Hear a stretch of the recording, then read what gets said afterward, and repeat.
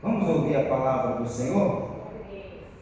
Então, por favor, pegue a palavra de Deus. Você vai abrir em 1 Coríntios, capítulo de número 3. Primeira carta de Paulo aos Coríntios, capítulo 3. Pode procurar com calma. E aí, quando você tiver encontrado, diga glória a Deus. Glória a Deus. Você sabe que quando o apóstolo Paulo escreveu essa primeira carta aos Coríntios, ele estava em Éfeso, no período de primavera, estava em missão, E de lá ele precisou escrever a igreja de Coríntios para poder tratar de alguns assuntos. Olha o que diz o versículo de número 7. Pelo que nem o que planta é alguma coisa, nem o que rega, mas Deus que dá o crescimento. Vou ler novamente. Pelo que nem o que planta é alguma coisa, nem o que rega, mas Deus que dá o crescimento. Agora eu leio e peço para que você leia após mim bem forte, bem alto, toda igreja. Pelo que nem o que planta é alguma coisa, nem o que rega, mas Deus que dá o crescimento. Mas Deus que dá o crescimento. Você crê que essa palavra é a palavra do Senhor?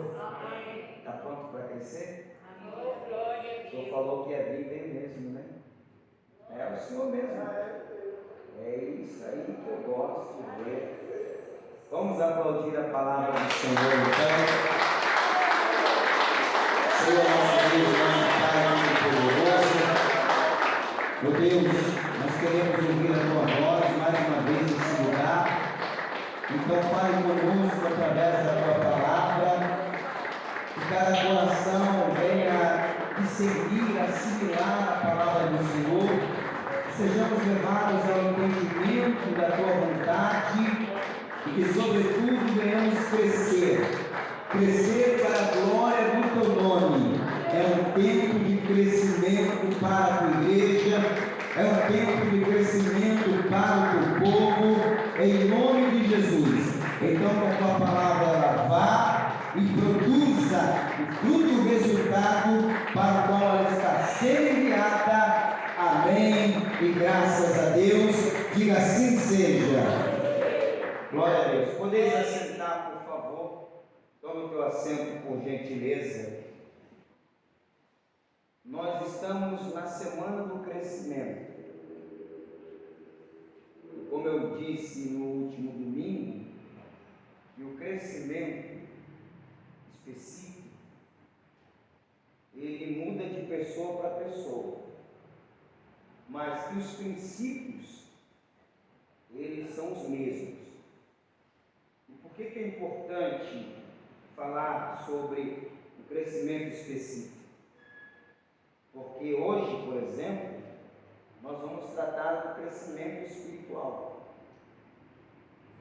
Mas o princípio que nos leva ao crescimento espiritual é o mesmo que nos leva ao crescimento como pessoa, para melhorar o nosso caráter, é o mesmo que nos leva ao crescimento como cônjuge, como pai, como irmão, como amigo, porque nos leva a crescer nas habilidades relacionais. É o mesmo princípio que nos leva ao crescimento profissional e também financeiro. Mas nós vamos tratar hoje do crescimento espiritual. Aqui nós temos um texto, em que acabamos de fazer a leitura, que o contexto desse texto aqui está tratando de um momento da igreja dos irmãos dos Coríntios, em que eles não estavam demonstrando um crescimento espiritual. Isso porque estava havendo dissensões dentro da igreja. E essa dissensão foi o que fez com que o apóstolo Paulo ele despertasse a escrever esse conteúdo aqui, no capítulo 3, para tratar dessa dissensão. Porque uma igreja que está em dissensão é uma igreja que não está em espírito, é uma igreja que está na carne. Porque o Espírito de Deus, como diz em Efésios, não é um espírito de confusão. E qual era a dissensão? Haviam passado por esta igreja 3 grandes homens de Deus, 3 grandes pregadores do Evangelho, 3 homens muito usados pelo Espírito Santo. Cefas, que foi Pedro, Apolo, que era um evangelista, e o próprio apóstolo Paulo. E o que chega aos ouvidos de Paulo quando Timóteo está pastoreando essa igreja? Chega aos ouvidos de Paulo que a igreja de Corinto estavam em dissensão porque eles discutiam entre si dizendo o seguinte: eu sou de Apolo, eu estendo a bandeira de Apolo, o outro era de Cefas, o outro estendia a bandeira de Pedro, e o outro era de Paulo, estendia a bandeira de Paulo. E aí o apóstolo Paulo, ele, preocupado com o bom andamento da obra de Deus e com o crescimento espiritual dessa igreja, ele entende o quê? Esses irmãos estão na carne. E eles precisam crescer espiritualmente. E aí ele vai tratar acerca desse assunto. Só que eu quero chamar a sua atenção aqui, porque talvez você esteja pensando como muitos ficam pensando. Bom, quem dá o crescimento é Deus. Só Deus que tem poder, porque pega-se um texto de forma isolada, quando a palavra diz assim, que o homem não pode acrescentar um côvado à sua estatura, se não for Deus o abençoando. Mas isso é um texto isolado. Você não pode ler um texto isolado. Um texto sem contexto é pretexto para heresia. Então a pessoa tem que olhar o contexto. E no contexto aqui eu vou mostrar para você que aquilo que aparentemente nos mostra que o crescimento depende apenas de Deus, não é bem assim que funciona. Porque só no versículo 7 nós temos aqui o apontamento de 3 pessoas. 3 pessoas. A que planta, a que rega e a que dá o crescimento. E nós poderíamos dizer assim: bom, então o crescimento só acontece se Deus der. De certa forma, sim. Mas veja como se faz para que aconteça esse crescimento. Houve aqui uma ação das 3 pessoas. A primeira, Paulo cita aqui, ora, versículo 7, pelo que nem o que planta é alguma coisa. Então, essa primeira pessoa que planta é aquela pessoa que preparou a terra, que limpou a terra, que preparou a terra e que depois foi lá e lançou a semente. Houve ou não houve uma ação da parte da pessoa? Houve uma ação. Depois da pessoa que foi lá, limpou a terra, cavou lá as valas para poder lançar sementes, selecionou as sementes para plantar, houve uma ação dessa pessoa. Não está se desmerecendo a ação dessa pessoa, não. É bom que isso fique claro para você. Ela teve que agir. Aí depois dela vem outro que teve que agir, porque ele diz assim, nem o que rega. O que rega é aquela pessoa que está agora responsável por pelo menos 3 vezes ao dia, por todo o período que foi semeado, regar as sementes. E o primeiro momento de regar tem que ser antes do nascer do sol. Tem que ser antes do nascer do sol, ou seja, demanda esforço, demanda trabalho, demanda disciplina, demanda responsabilidade. E aí ele termina dizendo, ele fala da terceira pessoa que é Deus, e é Deus que dá o crescimento, mas Deus vai dar o crescimento mediante o trabalho de alguém, e não simplesmente Deus olhou e disse, fique sentado vocês dois aqui que eu vou fazer isso tudo crescer. Não, alguém teve que ir lá limpar a terra, alguém teve que ir lá preparar a terra, selecionar as sementes, lançar as sementes, outro teve que vir, teve que regar as sementes, e aí Deus, olhando o esforço de cada um, ele foi lá e fez o quê? Deu o crescimento.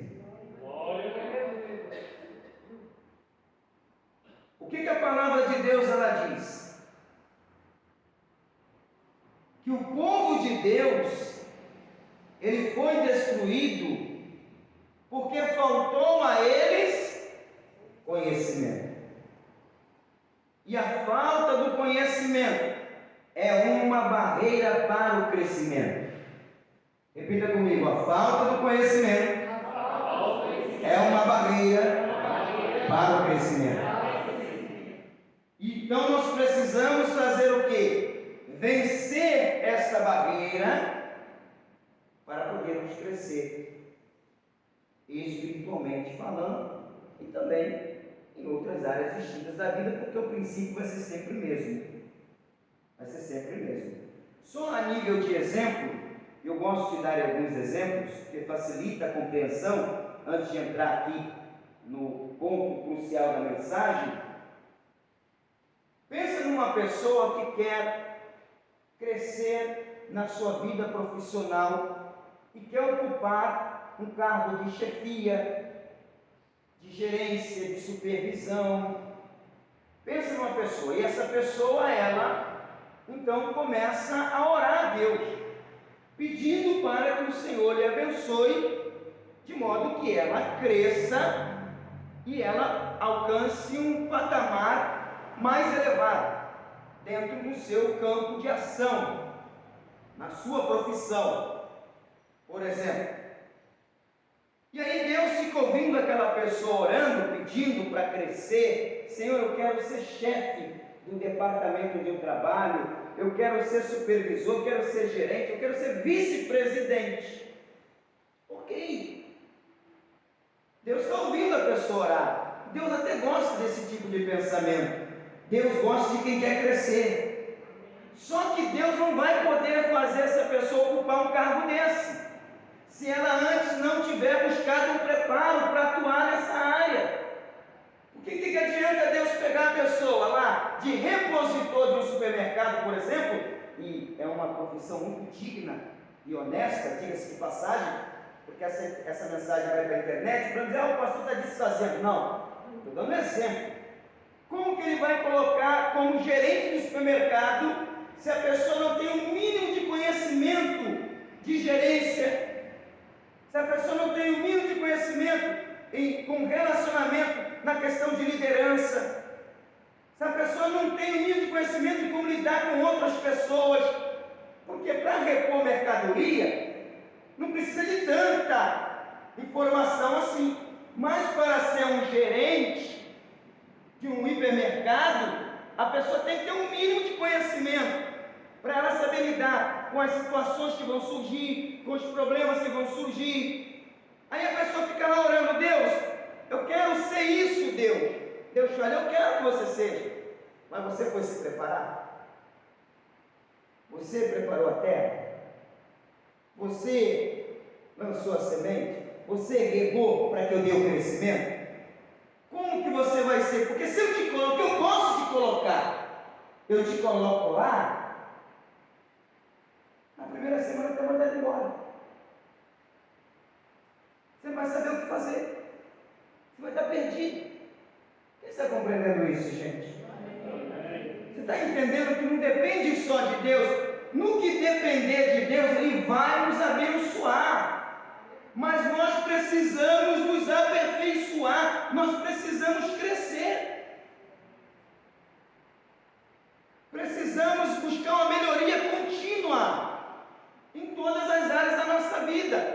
não é diferente na vida espiritual. Para que nós venhamos alcançar a plena graça de Deus sobre a nossa vida, nós precisamos estar prontos para isso e precisamos ter conhecimento para poder adquirir, para poder tomar posse dessa bênção. Porque a falta do conhecimento, ela é uma barreira na nossa vida. Então eu separei aqui 5 tópicos que você deve trazer para a sua vida para vencer a barreira da falta do conhecimento. Caso você considere isso relevante e se fizer sentido para você, você vai anotando cada uma delas. Por quê? Falta para muitos leitores da Bíblia o conhecimento que estão distribuídos pela palavra de Deus, que nos ajudam a romper com a barreira da falta de conhecimento. Então eu vou passar para vocês agora os 5 tópicos. E todos eles eu vou citar e vou te dar um versículo bíblico, inclusive. Não é fruto da minha imaginação, é o que está na palavra de Deus. Se nós seguirmos, certamente nós vamos crescer espiritualmente, nós vamos crescer como pessoa, nós vamos crescer na vida profissional, na vida financeira, vamos crescer em todas as áreas, porque os princípios são os mesmos. Então, o primeiro tópico, pastor, eu quero anotar, então eu vou ir falando pausadamente. Primeiro, nós precisamos aprender a tomar atitude. Tem que tomar atitude. A atitude te tira da inércia. A atitude te tira da procrastinação. A atitude te põe em movimento. Nós precisamos ter atitude. E considerando que nós temos fé em Deus, nós vamos ter atitudes de fé. Amém? Quem tem fé em Deus aí? Então as nossas atitudes são atitudes de fé. Porém, nem todos tomam atitudes mesmo tendo fé. E aí, olha o que diz aqui em Eclesiastes capítulo 11. Cada vez que eu te mostrar um tópico, eu vou te mostrar um versículo bíblico, tá? Eclesiastes capítulo de número 11. Fica depois de Provérbios aqui.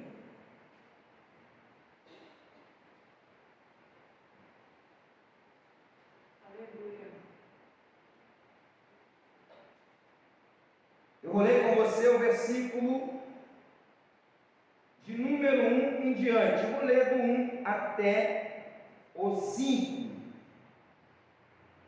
Veja bem, fala de atitude aqui. Lance o teu pão sobre as águas, porque depois de muitos dias o acharás. Reparte com 7 e ainda até com 8, porque não sabes que mal haverá sobre a terra. Estando as nuvens cheias, derramam a chuva sobre a terra, e caindo a árvore para o sul ou para o norte, no lugar em que a árvore cair, ali ficará. Quem observa o vento nunca semeará, e o que olha para as nuvens nunca cegará. O que o escritor está dizendo aqui? Se a pessoa não tomar uma atitude, o cegar, o colher, é o resultado. Ela nunca vai ter resultado em nada.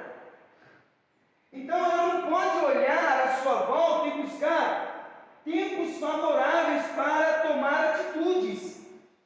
Ela precisa tomar atitude. Ela tem que tomar atitude.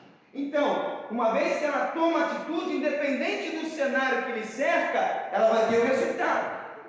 Então é isso que a palavra está dizendo. Olha, quem observa o vento é aquela pessoa que diz assim: eu vou esperar um tempo favorável, porque existe uma outra barreira que eu encontrei, que é a barreira do tempo certo, que a pessoa sempre vai esperar o tempo certo para dizer que está fazendo a coisa. Na mente dela, eu vou esperar o tempo certo, e ela nunca faz. Então, quem fica sempre pensando em fazer e nunca faz, provavelmente nunca alcançará o resultado do que deseja. Então veja só, ele está dizendo, tem que tomar atitude, porque quem olha para o vento nunca semeará, e o que olha para as nuvens nunca cegará. Aí ele continua dizendo, mas vocês deveriam observar isso, ó. Assim como tu não sabes qual o caminho do vento, nem como se formam os ossos no ventre da que está grávida, assim também não sabes as obras de Deus, que faz todas as coisas. Que faz todas as coisas. Então cabe a mim fazer o que, gente? Tomar atitude. Dar o primeiro passo, confiando em Deus, porque é Ele que vai dar o crescimento. Mediante a minha atitude, a minha decisão. Aí no versículo 6 diz assim: pela manhã semeia a tua semente, à tarde não retires a tua mão, porque tu não sabes qual prosperará, se esta, se aquela, ou se ambas igualmente serão boas. Ou seja, vai lá e faz aquilo que tem que ser feito, e espera o resultado vir de Deus. Mas não tem resultado sem ação. Não vai cair no colo da pessoa não, gente. Tem que ter atitude. Segundo tópico, para você romper com as barreiras da falta de conhecimento e crescer espiritualmente. Precisamos ter alvos bem definidos. Leve a vida com clareza. Quem não sabe o que quer, vive o futuro que vier. Então, se eu quero crescer, no caso aqui, o contexto é crescer espiritualmente, eu tenho que ter um alvo. O que eu quero espiritualmente? A que nível de aproximação de Deus eu quero estar? A que nível de comunhão com Deus eu quero estar? Como eu quero que esteja o meu relacionamento com Deus daqui a 30 dias? Daqui a 45 dias? Daqui a 60 dias? A que nível? Porque você sabe o nível que está hoje, mas talvez você não sabe aonde pode chegar ainda. E eu te dou um conselho, porque eu sei que o nosso Deus é Deus de coisas grandes, mas nem todo mundo está pronto para criar alvos muito acima das suas expectativas. Por quê? Você tem que começar a criar alvos alcançáveis. Então, você vai respeitar o que Deus disse, que nós vamos crescendo passo a passo. Então, ponha alvos alcançáveis, porque quando você põe um alvo que está muito distante de você, e aí você pode ter um tempo maior para alcançar, você vai ter mais dificuldades para alcançar, vai enfrentar mais lutas, talvez você desista no meio do caminho. Mas quando você começa a criar alvos alcançáveis, cada vez que você alcança um novo alvo, você é motivado a continuar, você é motivado a seguir em frente. Então, nós precisamos ter alvos. O alvo é que vai nos fazer seguir uma direção. E além disso, tem um outro detalhe. Quando você tem um alvo, não é qualquer coisa que te tira daquele alvo, que rouba a sua atenção, que te leva à distração. Porque a distração é um dos maiores problemas que nós temos hoje. E a gente perde muito quando não está com alvo. O alvo te faz estar focado. Quando você tem um alvo, que você pode chamar de meta também, você fica focado naquilo que está fazendo até alcançar. Aí eu vou usar a palavra aqui para poder dar base ao que eu estou dizendo. Filipenses capítulo 3, Carta de Paulo aos Filipenses, capítulo de número 3. Glória a Deus.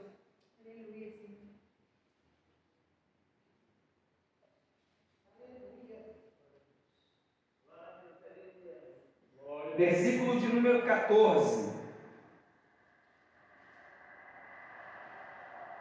Olha o que diz o apóstolo Paulo: prossigo para onde?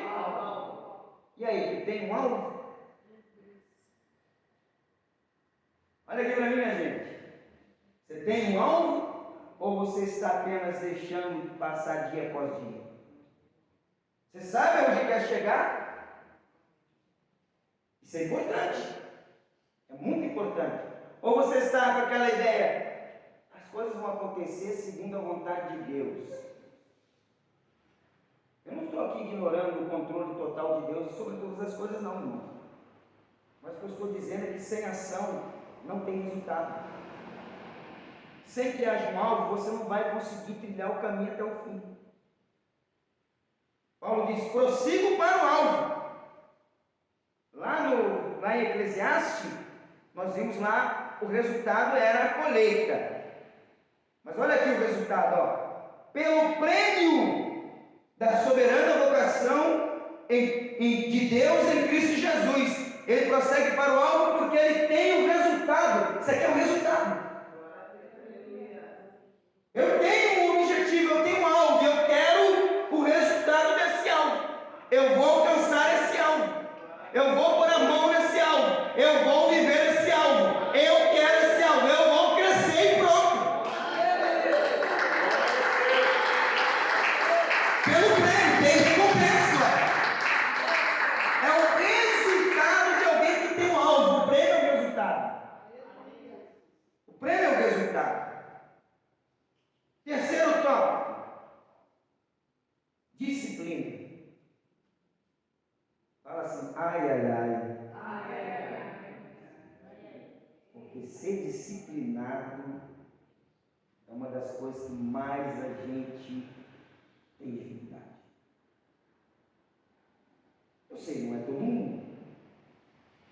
Porque olha só o significado de disciplina: submissão voluntária ou imposta. Só que aí, o que eu quero chamar a atenção é para o segundo ponto aqui, é para o primeiro significado dela, é a submissão voluntária. É mais difícil, porque imposta você cumpre. Quer ver o detalhe que você cumpre? A pessoa, ela não tem disciplina de ter horário para dormir, mas ela sabe que tem que acordar bem cedo para ir ao trabalho. Ela não disciplina o seu espírito para ir para a cama, para poder o espírito disciplinar a carne e dormir. Mas de manhã ela acorda, porque é a submissão imposta, porque se ela não acordar para trabalhar, ela perde o emprego. Então você vê? Qual é a mais difícil para a gente? É a submissão voluntária. Que é aquela que não tem ninguém dizendo para a gente tem que fazer, e nós não conseguimos dizer para nós mesmos fazermos isso. Porque a pessoa, se pudesse, ela não ia trabalhar, porque ela foi dormir tão tarde, 1h30, 2h30, 3 horas da manhã. Quando está estudando, está porque faz faculdade, é outra coisa. Como eu, às vezes eu vou dormir às 2h30 porque eu estou estudando. Eu preciso me preparar para estar aqui pregando para vocês. Aí é outra coisa. Eu acordo às 6 para levar minha filha à escola. Aí é outra coisa, porque eu estou no exercício da minha função. Tá? Agora, tem pessoas que não é porque está estudando, que não é por nada, porque está ali assistindo TV, está no celular e a hora vai, mas a pessoa sabe: eu tenho que acordar amanhã às 5h30 da manhã, 6 horas da manhã, daqui a pouco falta 3 horas para acordar. Aí ela vai e dorme, mas ela só levanta porque ela sabe: se faltar o emprego, ela perde o emprego, senão ela não levantava. Por quê? Isso é uma disciplina, que é uma submissão imposta pela obrigação do trabalho. Mas o que o Espírito Santo quer? Que nós não sejamos guiados apenas pela imposição, mas nós que sejamos guiados pela voluntariedade, conduzindo e disciplinando o nosso espírito. É isso que Deus ele quer de nós. Olha Provérbios 12 o que diz: a pessoa que quer romper com as barreiras da falta de conhecimento tem que ter disciplina, meu irmão. Quem quer crescer espiritualmente tem que ter disciplina.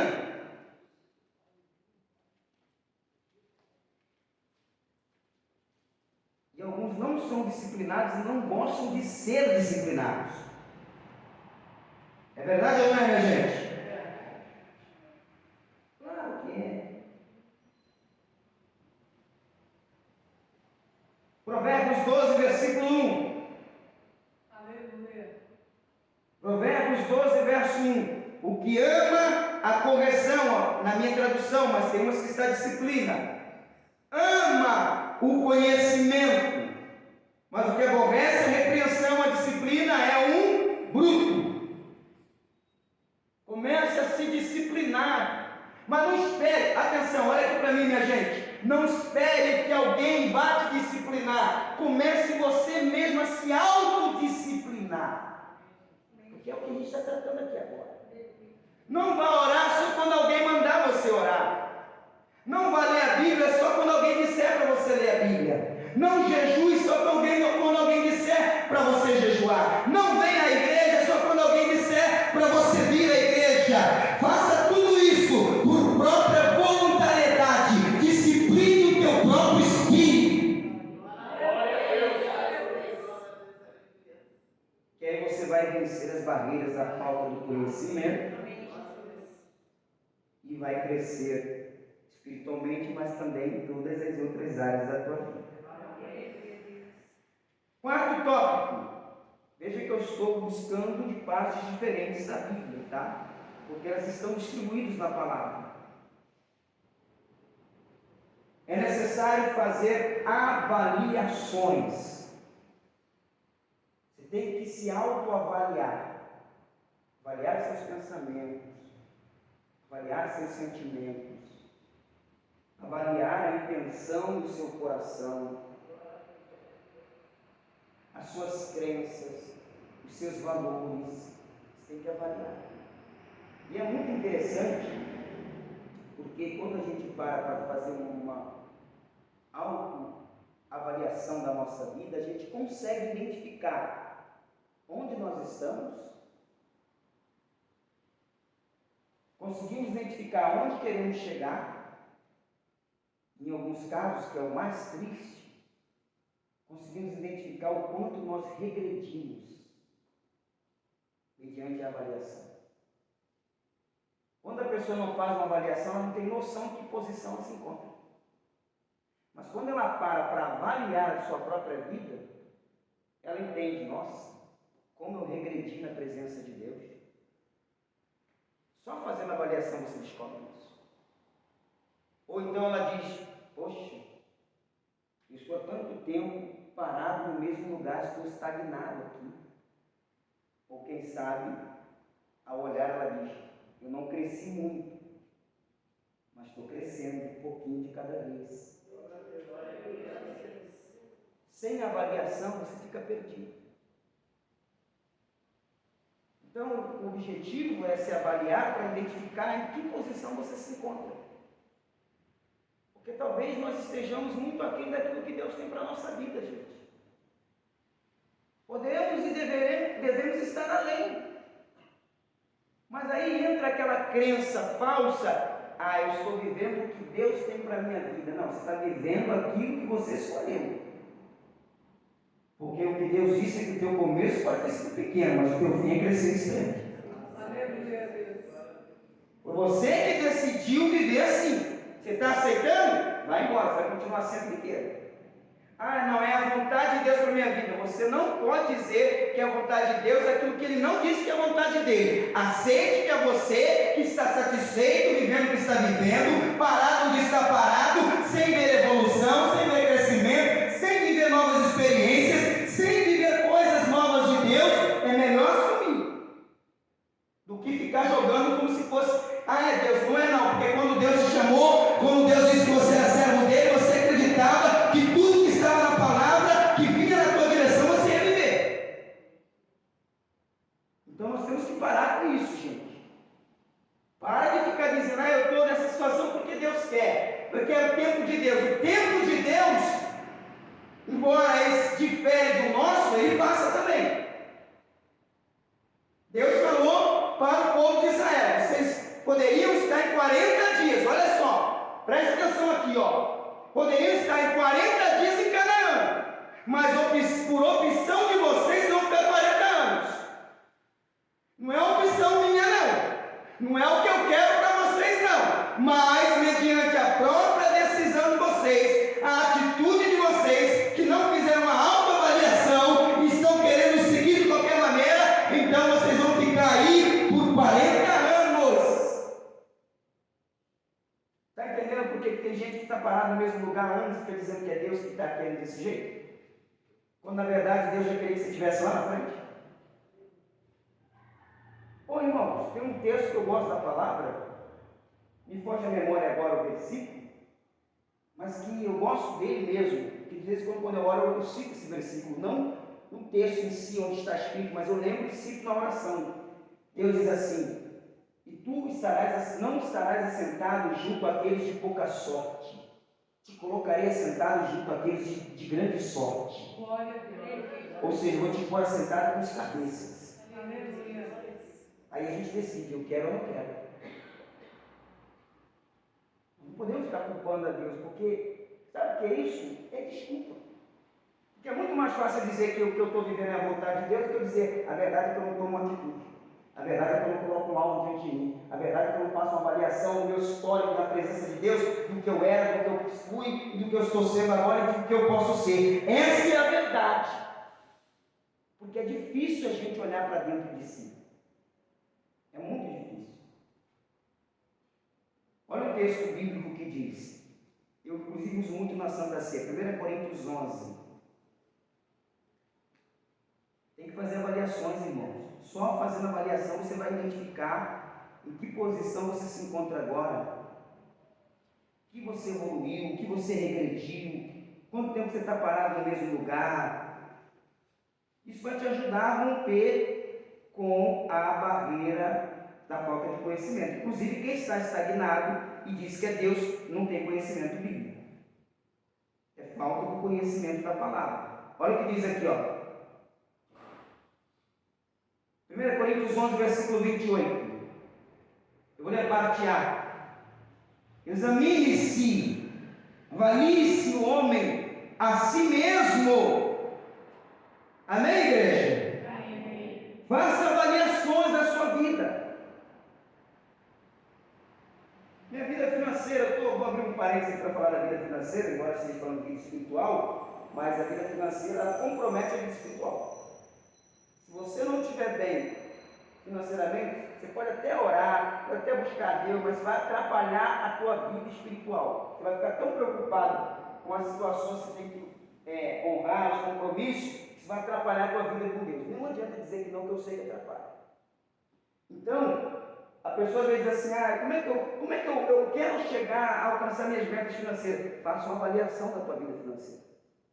Avalie a tua vida financeira, como é que está? Melhorou? Estagnou? Regrediu? Faça uma avaliação.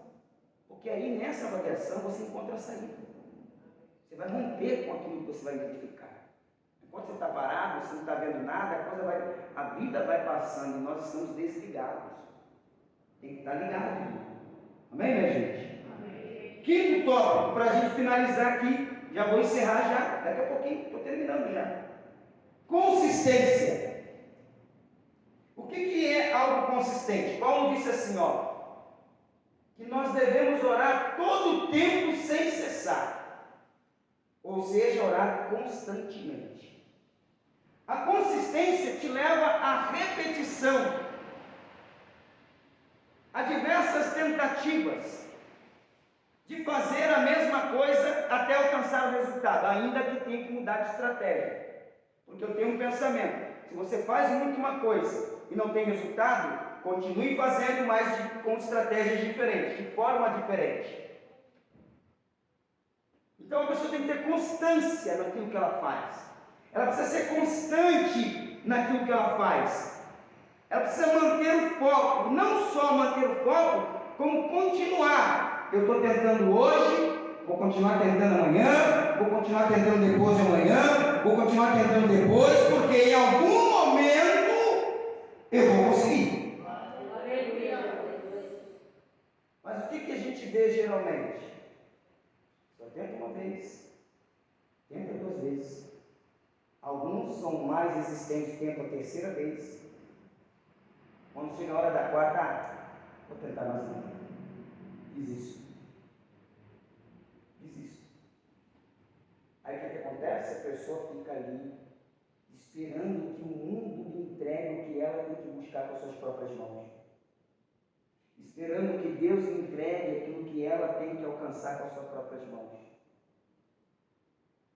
Se nós trouxermos essa palavra para a nossa vida, de verdade, não só ouvir, entrar aqui e sair aqui, não. Colocar em prática. Eu digo para você uma coisa: a sua vida será impactada. A sua vida será impactada. Seja constante. Não desiste não. Olha só o texto bíblico que eu vou usar. Foi o próprio Jesus. Tem que finalizar com uma frase de Jesus, né? Mateus capítulo 5. Já estou terminando, já pode se colocar de pé, inclusive, no seu lugar. Evangelho segundo nos escreveu Mateus capítulo 5. Eu vou ler o versículo de número 37. Constância. Se você quiser chamar de perseverança, também pode ser. Seja, porém, o vosso falar sim, sim, não, não, porque o que passa disso é de procedência maligna. Eu quero ficar com o primeiro ponto, porque quando Jesus diz sim, sim, não, não, ele diz assim, você tem que ser constante no que você fala, constante no que você faz, porque apenas a constância que vai nos levar ao resultado, gente. É porque fugiu minha memória, eu não gosto muito disso, mas eu vou tentar. O cara que criou a lâmpada lá, quem lembra? Quem foi? Eu esqueci agora. Thomas Edison. Você sabe quantas vezes ele tentou até chegar a criar a lâmpada? Hein, irmão? O senhor lembra? Não lembra, mas eu também sei, é que eu esqueci agora. Olha, gente, foi muitas vezes. Eu não vou ficar chutando o número, não, mas eu posso falar para vocês que passou a longe de 1000 vezes. Passou a longe de 1000 vezes. Hoje a gente tem a lâmpada aqui, né? Imagina se aquele cara tivesse desistido. Constante. Deu errado, a gente fica triste, fica chateado. Bora levantar a cabeça, vamos de novo.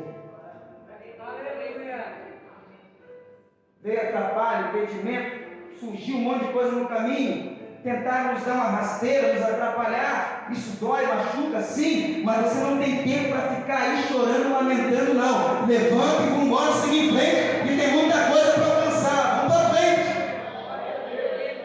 O tempo que a gente perde lá chorando, o tempo que a gente perde lamentando, estamos deixando de crescer, minha gente.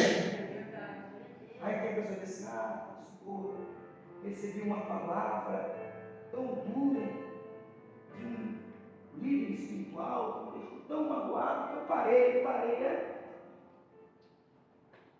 Como você? Tomou pancada? Vai lá, toma aquela chuveirada gelada, respira fundo, ergue a cabeça, estupa o peito e vai para cima.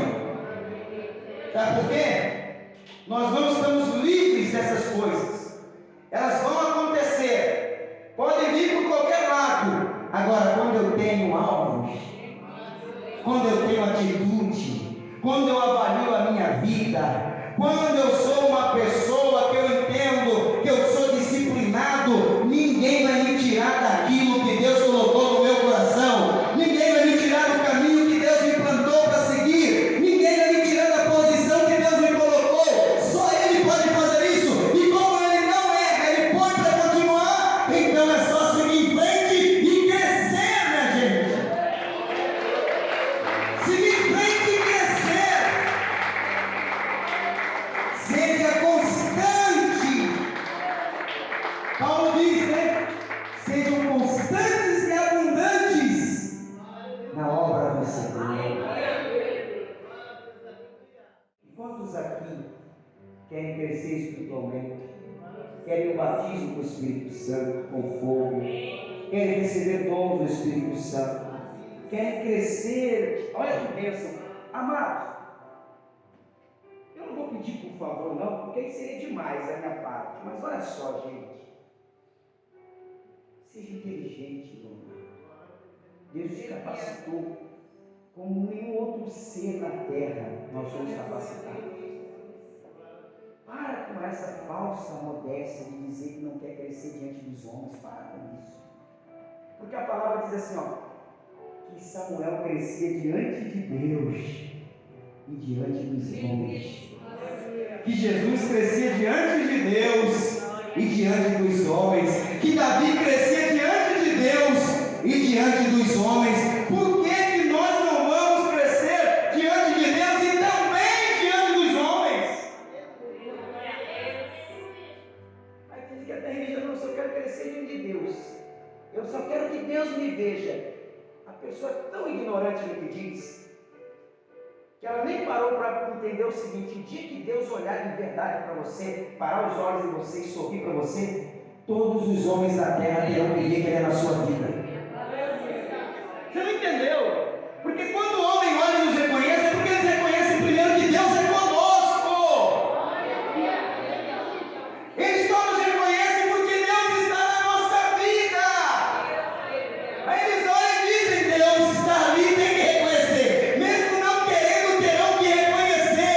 Então busque a Deus, se entregue a Deus, rompe com essa barreira aí da falta de conhecimento e viva o que o Evangelho promete. Fala aí para esse irmão: e aí, irmão, entendeu de uma vez por todas?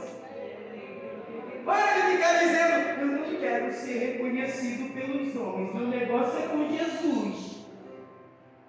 Aí eu fico olhando: mas por que não cresce?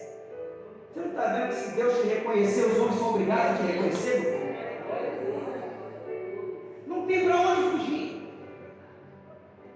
Olha o Salmo 126, só para, não está nem dentro do contexto aqui, mas o Espírito Santo está me impulsionando. Salmo 126, versículo 1. Só para mostrar para você que quando Deus faz um povo crescer, o homem, querendo ou não, tem que reconhecer.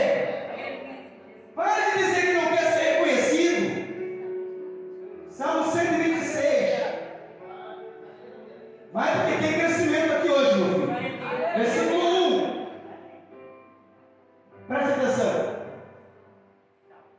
Quando o Senhor trouxe do cativeiro os que voltaram a Sião, estávamos como os que sonham. Vai, 2. Então, a nossa boca se encheu de riso e a nossa língua de cânticos. Então se dizia entre as nações: grandes coisas fez o Senhor a estes. Pegou aí? Pegou ou não pegou de uma vez por todas? Para de ficar dizendo: eu não quero crescer diante dos homens, eu não ligo para isso. Porque não tem jeito. Quando Deus nos abençoar, os homens vão ter que reconhecer.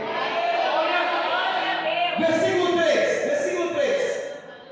Grandes coisas fez o Senhor por nós, por isso estamos alegres.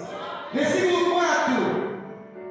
Faz-nos regressar outra vez no cativeiro, Senhor, como as correntes do sul. Versículo 5. Os que semeiam em lágrimas cegarão com alegria. Verso 6, se eu não me engano, acaba no 6. Aquele que leva a preciosa semente, andando e chorando, voltará sem dúvida com alegria, trazendo consigo seus molhos. Quando Deus te abençoar, te fizer crescer, até quem se nega a te reconhecer, que se nega a olhar para você, vai ter que declarar: Deus está com ele, Deus está com ela, e se Deus está, eu não posso fazer nada a não ser estar do lado desta pessoa.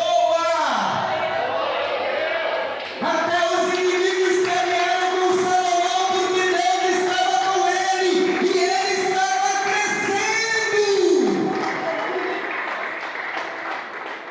Vem para a igreja aqui para cá, por favor. Você vai crescer em nome de Jesus.